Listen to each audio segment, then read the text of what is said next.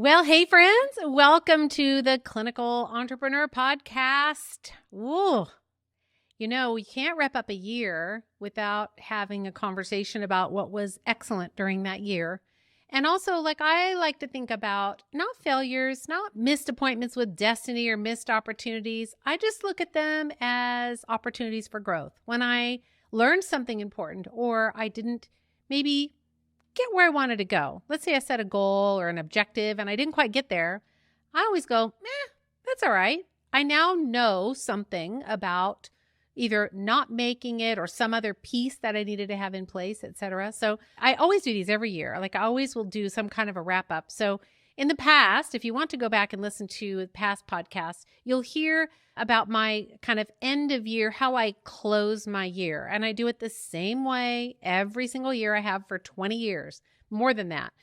And I will just give them to you briefly here. And then I want to tell you my 3 big takeaways this year. A little vulnerable, I would say. I'm just, you know me, I'm going to be honest with you.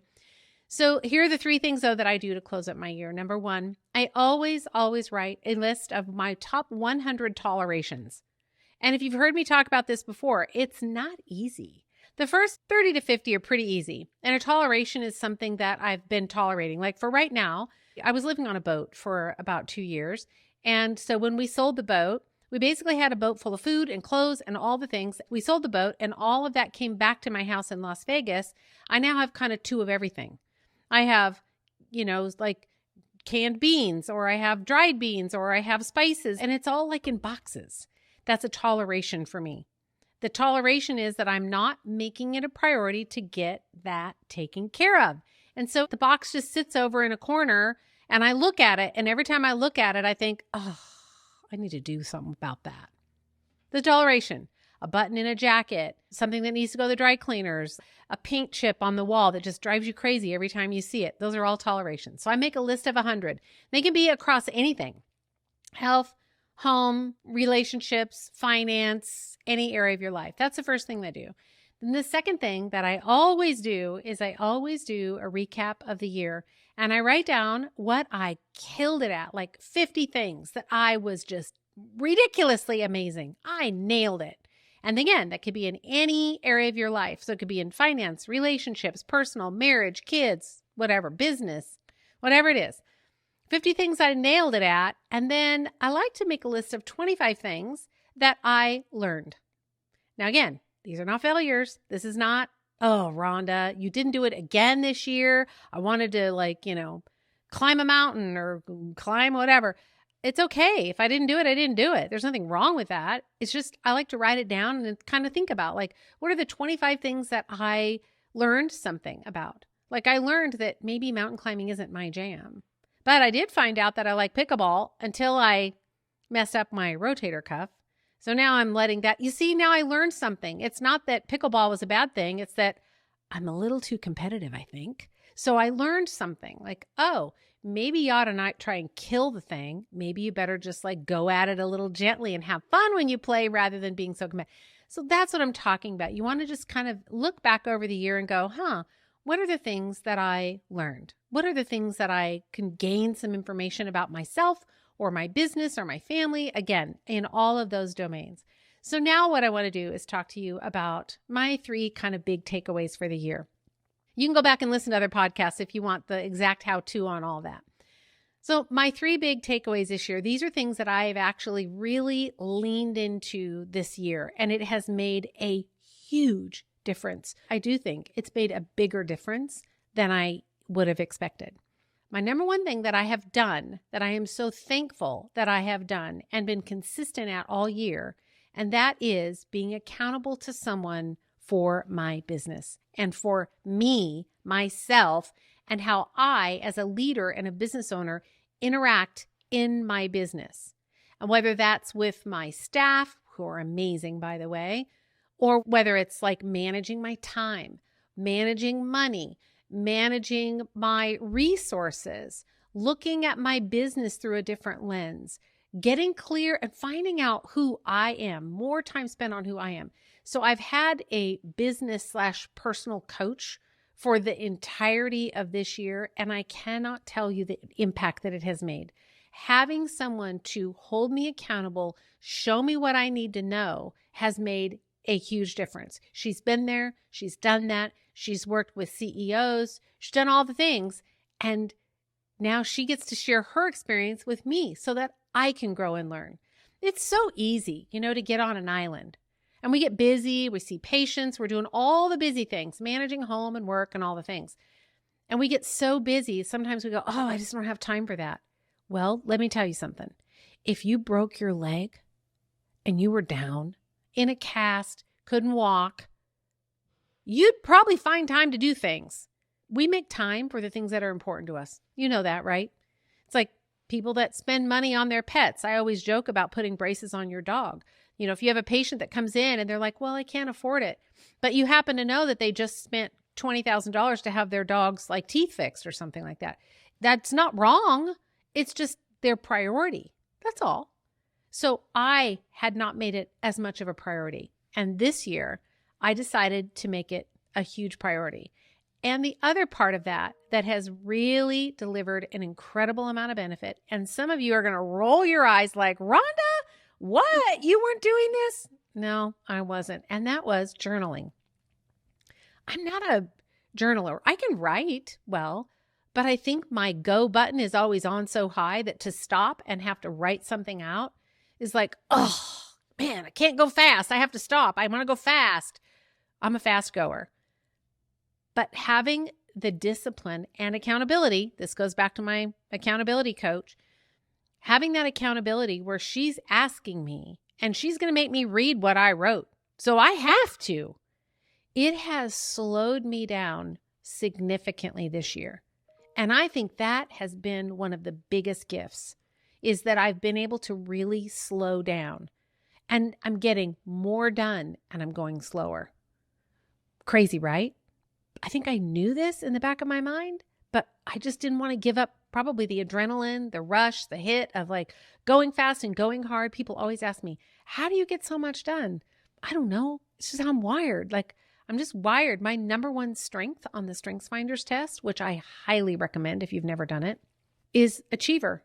I am just a natural born, I just achieve things. It's just how I'm wired. And you may not be wired that way. It's okay. It doesn't mean anything wrong with you. It just means that that's how I'm wired. So my achiever part of who I am would get out in front and go, go, go, go, go, go, go, go, go, go, go, go, go, without stopping to get clear about what I, as a human, need and what really is required in the situation. It's kind of like, being situationally aware, being business aware. That's probably a better way to say it. Personally aware and business aware, so that I'm not doing the go, go, go, go all the time. I have someone that's holding me accountable, and I have someone who's really helping me look at, how do I invest my time? How do I spend my money? How do I treat the people in my life? Are there places where that's all been out of balance? It's been I cannot even tell you. It has made a dramatic impact. It's just been unbelievable. And the act of journaling, I swear to you, there are some things that come out as I'm journaling and I think, where did that come from?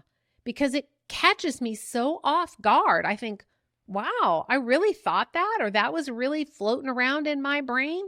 Yeah. And now it's out and I can look at it and go, oh, is that how I really think about that situation? Interesting. Well, I'm going to have to dig a little bit on that. So I think this year I've become more self-aware, business aware, and probably a little bit more, I don't want to say introspective because I am by nature that way, but I guess probably just more aware. More aware is a good way to say it. That's number one. That was a long number one, wasn't it?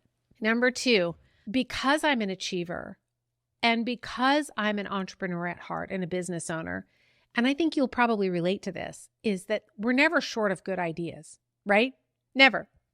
There's always some idea about something that we want to, oh, I want to do this. Oh, I want to specialize in this. Oh, I want to whatever. You know what my last idea was? This is just within the last few days. This is how it goes. I was sitting on the couch and I was thinking, I think I want to open a wellness spa.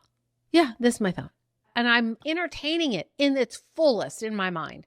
I would have this device. I want to have a sound healing room. I want to have a salt room. I want to have some sound and light therapy.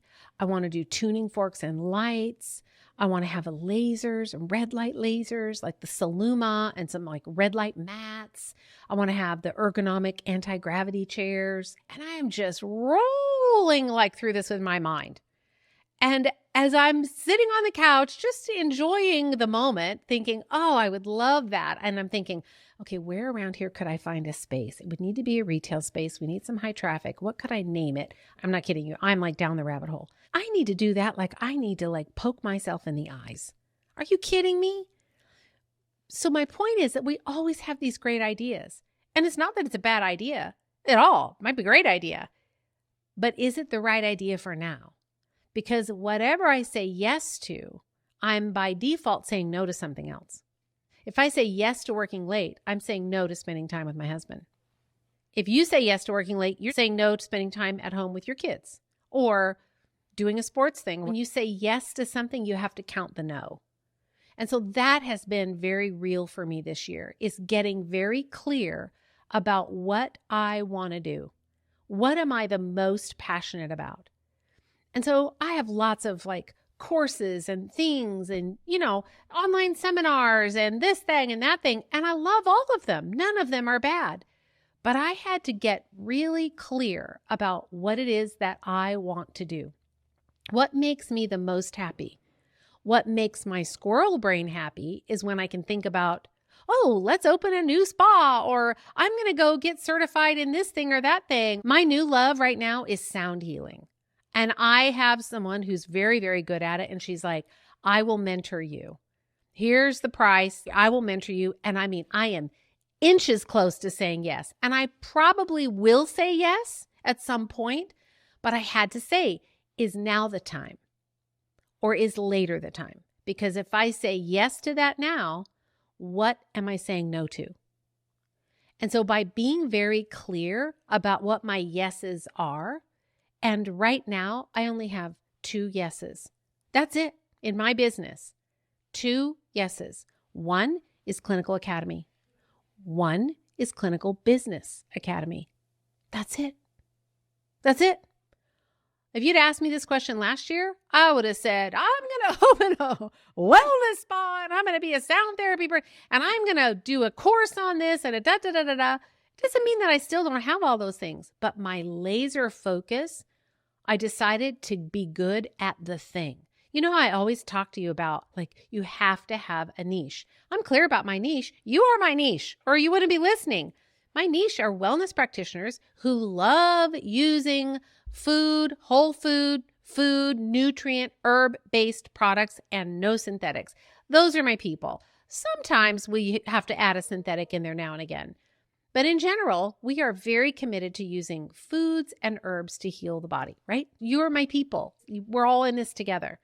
And I had to get like really clear and comfortable saying that and knowing that Clinical Academy and Clinical Business Academy are the 2 things that I know that are going to serve you the best. And I love them. It makes me happy because I can help you get better, faster results and make more money. That makes me just so happy.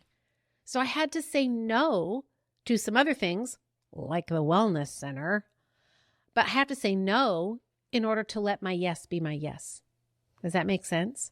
And then lastly, the third thing that I realized is that, and it kind of goes with part number 1, and that is that I really needed to slow down and make sure that I scheduled time to work on my business.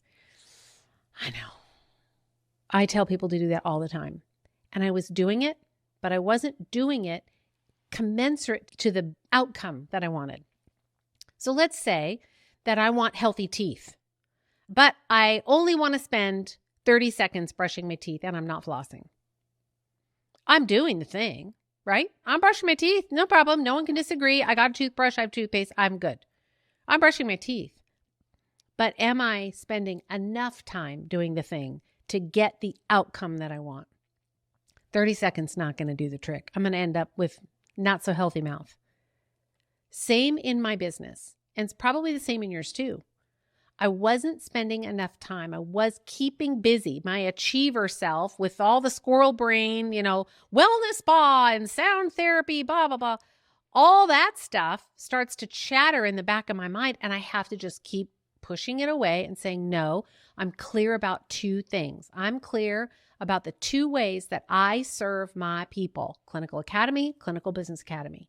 Therefore, anything that doesn't fit into that is a no, at least for right now. Then, once I know that, my third thing is, I said, okay, how am I going to make sure that those two things serve in the highest and best way possible? And I know that it's going to give great results. How do I set up my schedule so that I have time, not 30 seconds, but maybe 2 hours, where I'm working on just that? I shut my computer, Outlook, my mail is down, notifications are off. I tell my team I'm not available. That's it. And I'm quiet and I go down and I am working. I even found, and I'll link it here in the show notes for this, someone gave it to me. I found the most amazing YouTube video that is a binaural beat. See, listen to my sound thing coming in. And as a musician, like, I get it, but this one was so great and it improves focus and concentration. And since I have been using this, I can go deep on a project fast, which means my achiever self is happy because I can get more done. And so I'll put that link in the notes. It's just a YouTube video sound. So I'll put that in the show notes.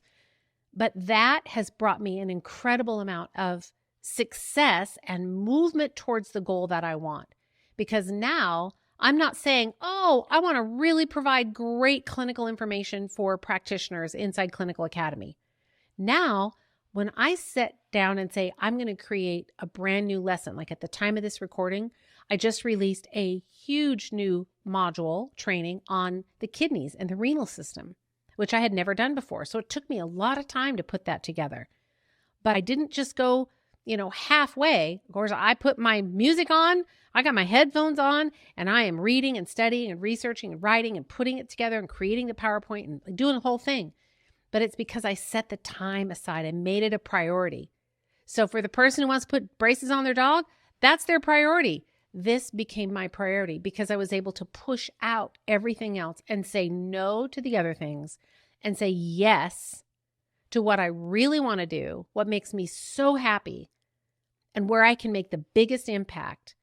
And then I kind of put my money where my mouth is, and I set time on my schedule to be able to work on those things. So those are the three things for me. One, I have somebody, and I'm working with someone who is helping me with my business. So I would say for you, find that person. Find someone. Find a community where you can get your own mindset right and start moving yourself and your business forward so that you can be the most successful person that you can be for the patients and the people that you serve.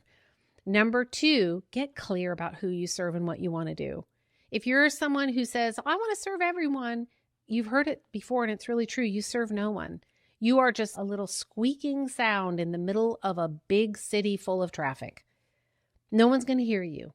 But when your billboard says, I sell lemonade for this particular person, all of a sudden those people are like, ooh, I want that lemonade. So decide what you want to do. What do you want to be known for? Who do you want to serve?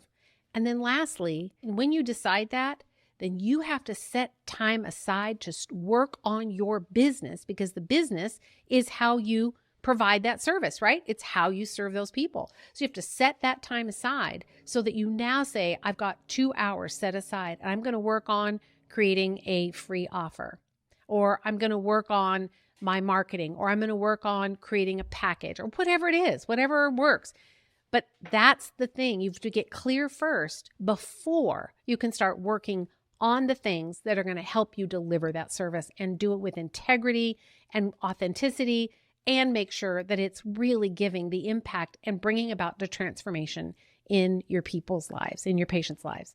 So there you go. That's my honest, feedback, reflection of, and, contemplation at the end of 2023. So if you go back, you'll hear me say something different at the end of 2022 and 2021. I've been doing this podcast for a long time. And I can tell you, it's just funny. I even go back and listen to some of those older episodes, and I can hear in my voice, I can feel how I've changed. And every year you're changing the same way.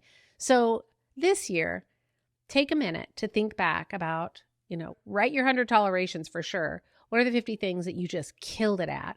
What are 25 things that you say, maybe I said yes and I should have said no? Or maybe it was a yes and it should have been a yes because you needed to say no to something else. I don't know. But think back about your year and then decide, what do you want to have different next year? How do you want to do it next year? Do you want to get someone to help you accountable? Do you need help growing your business? Obviously, I would love to help you. That's what we do in Clinical Business Academy. Do you need clinical help? I can help you there. But those are my two things. That's what I do. If you need help other than that, then there's going to be people that are going to specialize in that, and you want to go find those people. But I'm here to be as authentically me as I possibly can. And my authentic self wakes up every morning thinking about how I can help you because I am you. I am a practitioner. I've been where you are. I get it. I get how hard it is. I know. And I want to help you. And so that's what lights me up. So when I say yes to that, I'm saying yes to you. I'm saying yes to your patients. And I can't tell you the amount of freedom and liberty and life that gives to me. We all need to be in that place where we feel life and excitement about what we're doing, not, and if that's what you're feeling, then I would really encourage you to start journaling, start writing. Why are you feeling what you're doing? What are you feeling? What's happening in your business? Where are you stuck? What are the things that you're believing that may not be true? Get somebody to help you. I'm telling you, it will pay off in spades. So there you go. Happy 2023. I hope you have an amazing wrap to your year. Enjoy the new year, and I will talk to you very soon. With so much gratitude, I have. Thank you so much for listening, for being part of my community. I would not be who I am if it wasn't for all of you. So thank you so much. With great gratitude, happy 2023. And here's to an amazingly prosperous and wonderful 2024.